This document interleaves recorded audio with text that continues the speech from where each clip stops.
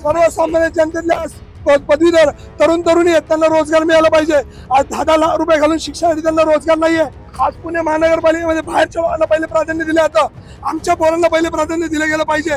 10-15 लाख रुपये घेतात आणि त्या लोकांना भरती करतात, हे बंद झालं पाहिजे। हा भ्रष्टाचार बंद झाला पाहिजे। आज साधा आपल्याला शाळेमध्ये पोराला ऍडमिशन घ्यायचं तर लाख रुपये डोनेशन भरावं लागतात। कुठून आणायचे गरिबांनी? गरीबाचे आई बाप धुणे भांडे करतात आणि पोराला शिकवतात। काय केलं पाहिजे? डोनेशन बंद झालं पाहिजे। 2 मिनिटं काका, व्यवस्थित हळू शांतपणे सांग, घाई कुणाला नाही, आम्हाला नाही, तुला नाही, तू व्यवस्थित सांग। याकडे मुख्यमंत्र्यांनी तातडीने लक्ष दिलं गेलं पाहिजे। आज पुण्याचे पालकमंत्री अजितदादा आहेत, मला त्यांच्याबद्दल भरपूर मान सन्मान आहे।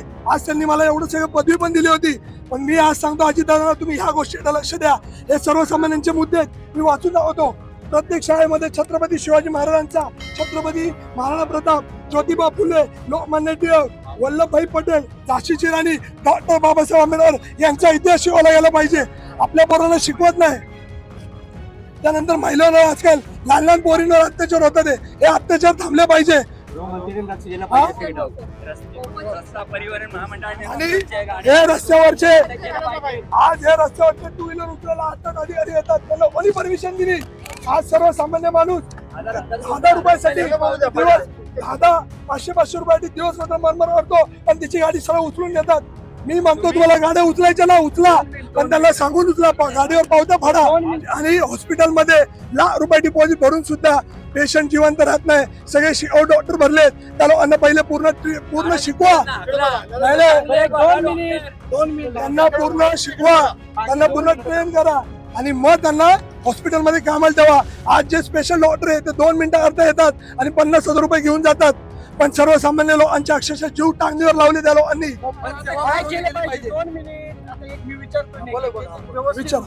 आता काय केलं पाहिजे, काय म्हणणं आहे? माझं हेच म्हणणं आहे, मुख्यमंत्र्यांनी आणि पालकमंत्र्यांनी याच्याकडे जातीने लक्ष दिलं पाहिजे आणि माझ्या मागण्या पूर्ण झाल्या पाहिजे।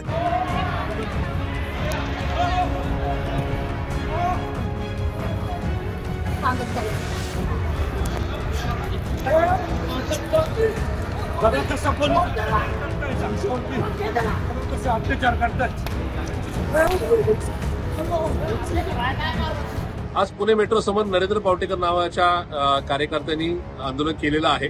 हा कार्यकर्ता मागच्या 3 महिन्यापूर्वी राष्ट्रवादी काँग्रेस पार्टी अजितदादांच्या पक्षातून या ठिकाणी आलेला आहे आणि मागच्या 3 महिन्यात तो कुठेही पक्षामध्ये सक्रिय नाही।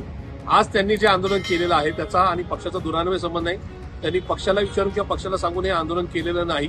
त्याच्यामुळे आज जे काही आंदोलन झाले किंवा त्याच्यामध्ये जी काही हुज्जत झाली किंवा प्रशासनाबरोबर वाद झालेत, याचा पुणे शहर राष्ट्रवादी काँग्रेस पार्टी शरदचंद्रजी पवार या पक्षाबरोबर संबंध नाही, हे मी या ठिकाणी स्पष्ट करू इच्छितो। आज त्यांनी महिला पोलिसांबरोबर किंवा बाकीचे जे काय प्रशासनाबरोबर चुकीच्या पद्धतीने वाद घेतलेले आहेत ते विचारात घेता राष्ट्रवादी काँग्रेस पार्टी शरदचंद्रजी पवार पक्ष पुणे शहर या पक्षाच्या एकूणच अधिकृत कार्यकारिणीतून त्यांना बडतर्फ करण्यात येत आहे।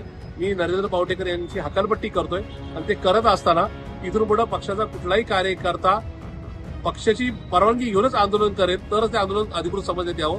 आजचं आंदोलन हे पक्षाचं आंदोलन नाही, त्यांनी केलेल्या चुकीची कृतीची पक्ष पाठराखण करणार नाही। मी या सगळ्या गोष्टीचा या ठिकाणी निषेध व्यक्त करतो आणि या संदर्भात नरेंद्र पावटेकर यांची हकालपट्टी जाहीर करतो।